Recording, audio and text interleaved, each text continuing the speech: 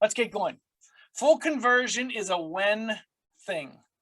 Remember that we began by asking that question rather than why, rather than how. We asked when. When does conversion truly take place? Tonight's class, the sixth class, is Saul or Paul, sinner or saint, truth or lies, accept or reject. I'm going to give you a precursor to tonight, but also I think you've already picked this up in the first 5 classes. We've used the conversion of Paul as the go-to, if you will, the main testing ground and example each week, or at least most of the weeks, if not each week. But the challenge is to take that story, that conversion, those specifics, and bring them into today's time. One week in particular, well, we're going to go through a quick review, but I want you to look at the class tonight as you've done over the last 5 and say, how does this apply to my world today? The first week, as I'm sure you recall, the first week we talked about conversion being like a rehabilitation, like rehab. The idea being that it takes a long-term process to get through conversion. As an example, the first step, most important step in rehab, whether it's physical or whether it's to some type of vice, the first step is the most critical step. Signing up, going to. I remember that I'm not going to say I remember, often I hear testimonies of individuals who say, long before I got baptized, I was already converted to the Lord. And that may be a general thought process. I'm not one who subscribes to that thinking. I believe that the first step might be the third, might be the fourth, but the first official step, true committed step, is going into the waters of baptism. The first step in rehab. It may be weeks and weeks that you think about what you need to do. You may even start to wean yourself off of some bad habits before you go into rehab. But until you take that step into the building, you have not made that commitment. So having said that, that first step is the most critical. Going on, conversion is like a rehab. Going on, the key after that is to maintain. Day 1, you attain, then you have to maintain and sustain. That comes from attention, acknowledgement, and accountability to what you're doing. The second week, we talked about the conversion of Paul. The greatest adversary becomes the greatest advocate. His conversion, keep this in mind, the conversion of Saul of Tarsus was a shock, not just to the church members, but for the non-church members as well. Those who believed in God, those who followed Jesus Christ, and those who didn't, all saw Paul, all saw his condition, all saw his motives. God saw Saul in his worst state, but viewed him through Paul in his best state, and he identified him as his chosen vessel. Before he had converted, God was looking at him as such. That's how he sees you. He sees where you're going and what you can do. Week 3, we talked about you can't always choose who's in your pews, if you remember that. And that was about those who witnessed the conversion of Paul from the inside of the church. May have experienced anger, pain, grief, resentment, fear. Fear probably played into it. All kinds of emotions. I even tested your patience, and I told you that they may have even struggled with hate. But truly, when Paul was converted, the only acceptable next step for those in that congregation were to love Paul. And again, it's no different today. Week 4, we talked about him becoming imprisoned, and that the Lord shook the earth, the prison doors were open, bands were broke free. I simplify the story, though actually the real story is Paul would not leave the prison until he was released. But ultimately, Paul walked away from that which held him, the prisons, symbolic of our own prisons. and he walked forward toward Lydia's house that was filled with the people of God. So symbolically, he walked away from his prisons and walked towards his freedom and the people of God. Absolutely beautiful, just like we all do when we're converted. We have a new choice, a new lifestyle. Last week, week 5, we talked about the power of the triangle, the we thing, me, thee, and he. Me, I have to own my own conversion. You being me, you'd say the same. You have to own your own conversion and continue moving forward prayerfully in all that you do. The part of that is those around you. The is to whomever you're addressing. The is Brother Joe, Brother Bob, Sister Cindy, whoever is in your peripheral, that's who the is. So the convert has to be teachable to those who are further along in the journey. I want you to consider a pathway. And on that path, there's people at every stage, way ahead, way behind. You fit in somewhere. The convert is just beginning. So that convert has to be wise enough to look to others to help them. Where are the pitfalls? Where are the holes in the road? Where might I trip? Where might I lose my way? And then lastly, most importantly, he. And the he side of this is we have to humble ourselves before God and be taught by him. So I talked about the strongest shape in physics, which is not the square, which is, I'm not going to go through all the shapes, but often the square and the circle. Todos los bloques son monitoreados por satélite. Woo. Simplifica tu día. Someone is not muted. Please check your devices and make sure you're muted. We talked about the power of the triangle, Father, Son, Holy Ghost, and then as it applies to this, me, thee, and he. So let's move into 6. Saul or Paul, how do we consider him? Sinner or saint, truth or lies, accept or reject. How do you handle the situation involving the new convert? I want you to personalize my questions. All of these rhetorical, but all of these to stir you up, especially when the convert is so different from us, or specifically from you. So different than all of us, so different than any of us. Difference might be color, might be culture, might be economics, it might be creed, it might be gender, it might be age. It can be so many multiples of things. Some may be different by background. Example, like Paul, troubling past behaviors.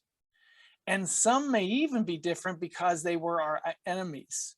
And I was thinking about young people who may see converts coming in from other schools, maybe, or other or relationships that they have broken away from, and then that past or that ex comes into the church, and they have to share a pew with someone that they at most recently may have felt a great distance, even adverse to.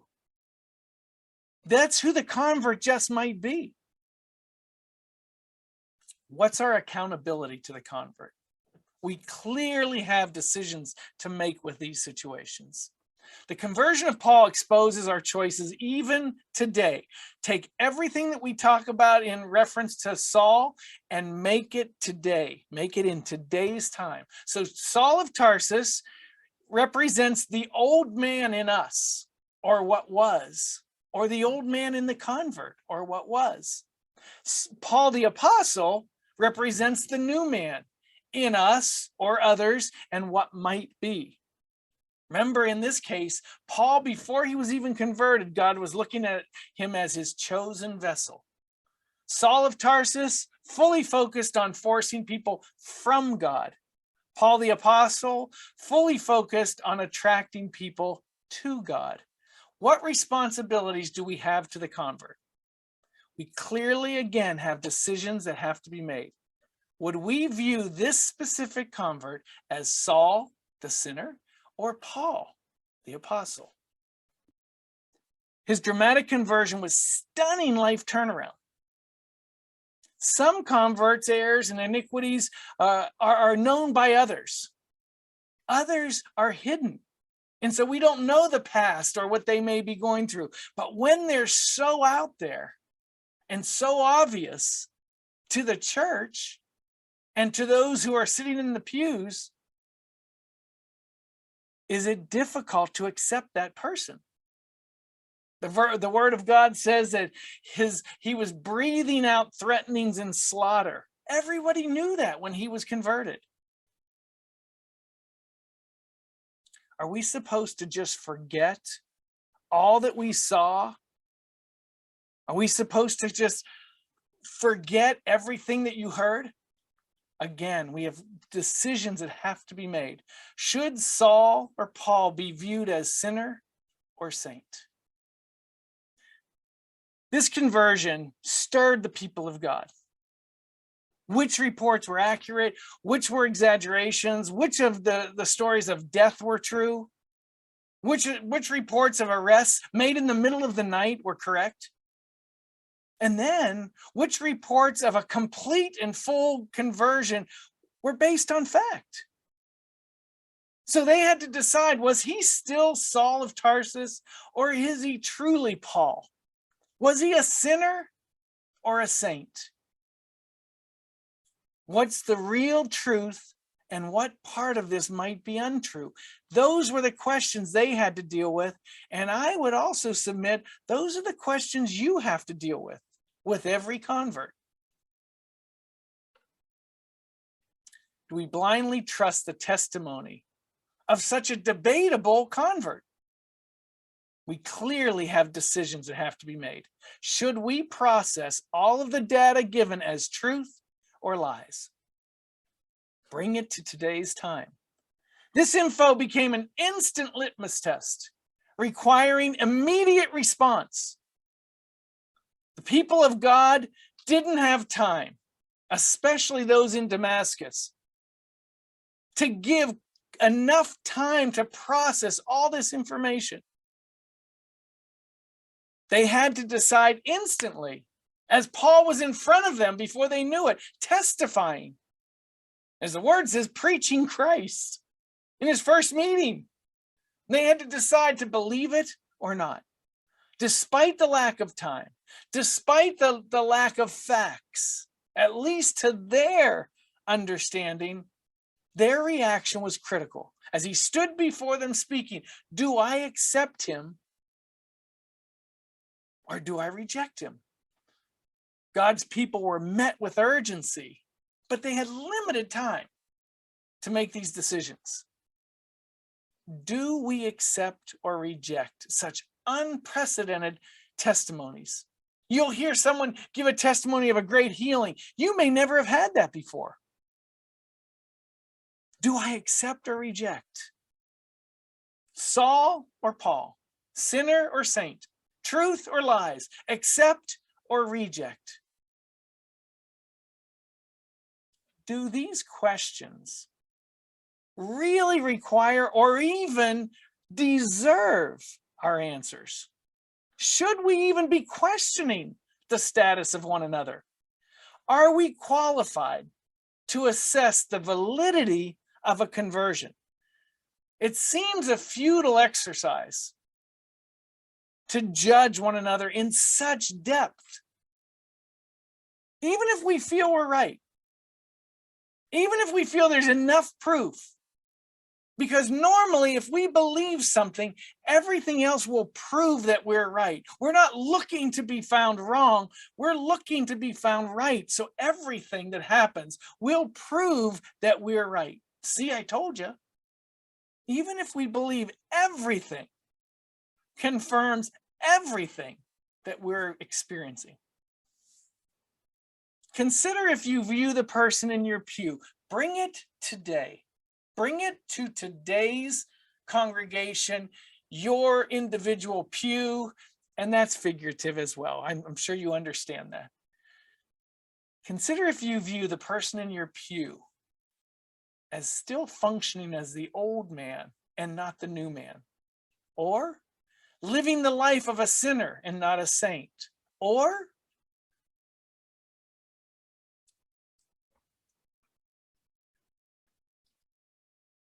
oops.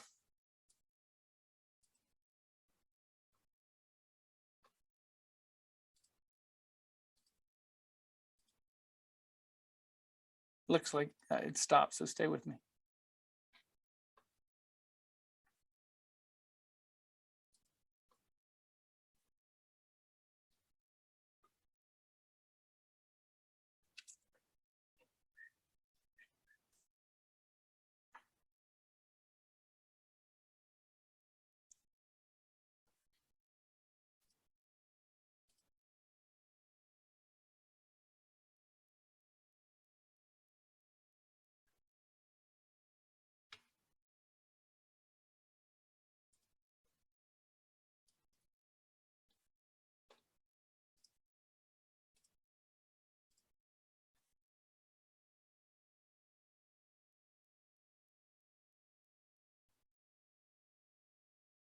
Are we sharing?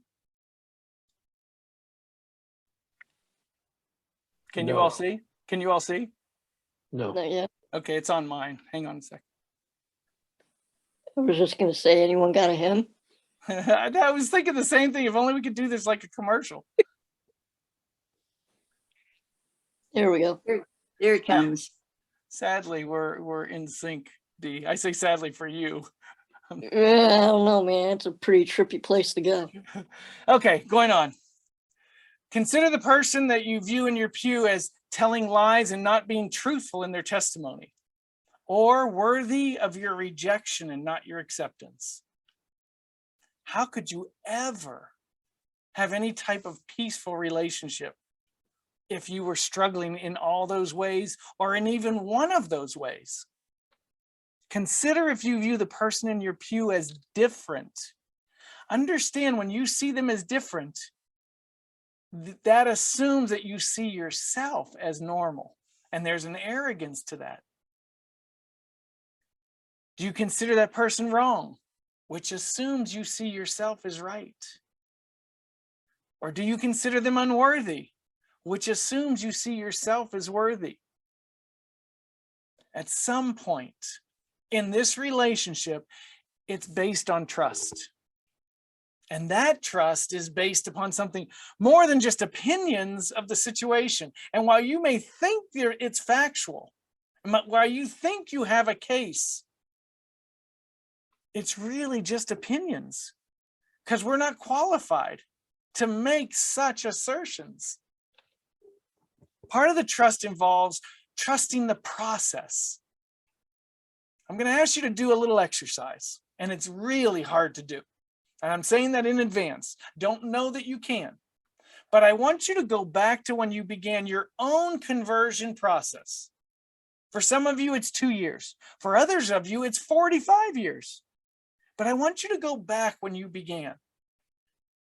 And I'm going to assume you're not at that place anymore. Don't do this through a defensive posturing. Don't do this through denial. Try to fairly assess your entire walk with God as accurately as possible. If you can go all the way back to your early walk, try to remember who you were. Then remember the slow process of becoming who you are and why you became who you are. Tell you a quick story. One day I was going through pictures, old camp out pictures, and there was a picture of me in an outfit that I would never have guessed I would have ever worn to a church camp out. It was really shorts. That's all it was. And I never would have dreamed I had the length of shorts I used to wear in basketball when I played high school basketball. Our style were not the long shorts. We wore very high shorts. I had these shorts on at a camp out. I would never have guessed. So if I was doing this exercise tonight, going back to when I started, I would not have thought, honestly, I would have defensively said I'd never wear those. And I have evidence that I did dress that way in ways I wouldn't dress today. Not that I'm better today, just telling you.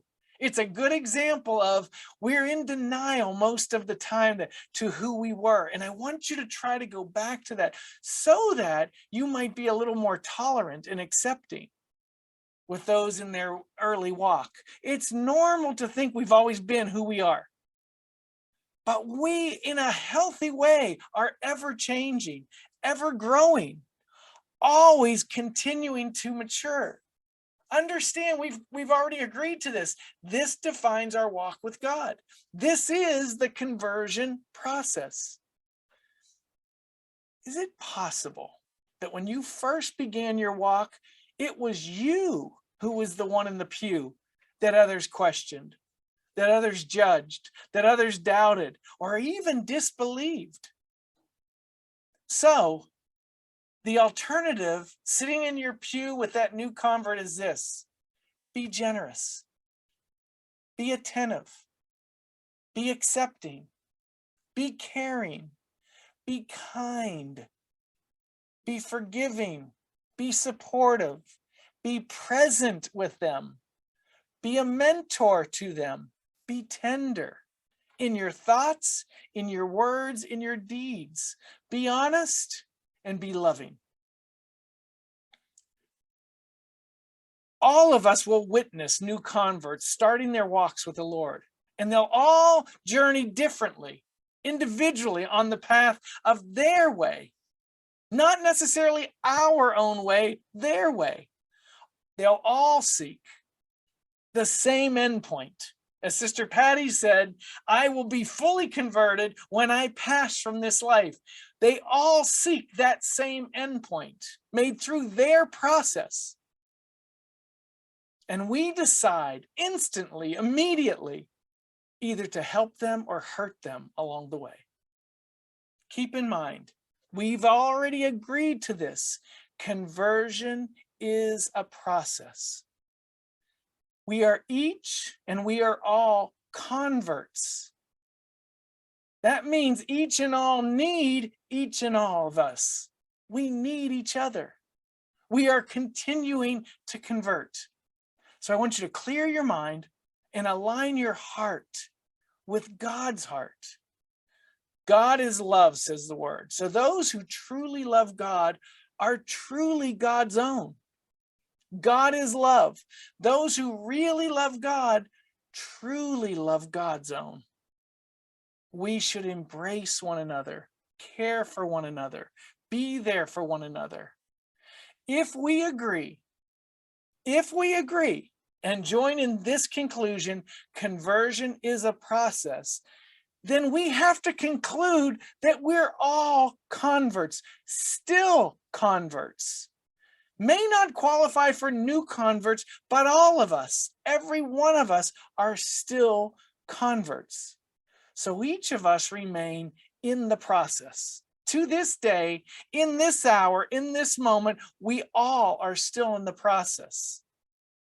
Love those in your pews with no judgment involved. Each of us need all of that from each one of us. In conclusion, just love. Love purely, love honestly. A new commandment I give unto you, said Jesus Christ, that you love one another. As I have loved you, that you also love one another. That was in the time of Christ that he said that. Imagine how critical it is in the absence of Christ today. All of us have felt his love. All of us have felt his forgiveness. All of us have felt his acceptance. In the absence of Jesus Christ, in our presence, we have to provide that to each other, that we would love as he's loved us. Last homework assignment under conversion. Here it is. What would you add to the list? That list you ask, here it is. And we can use this as discussion tonight if you'd like. What else is necessary to be added to this list? Be generous, be attentive, be accepting, be caring, be kind, be forgiving, be supportive, be present, be a mentor, be tender, be honest, and of course, be loving. May the Lord bless each one of you in caring for one another.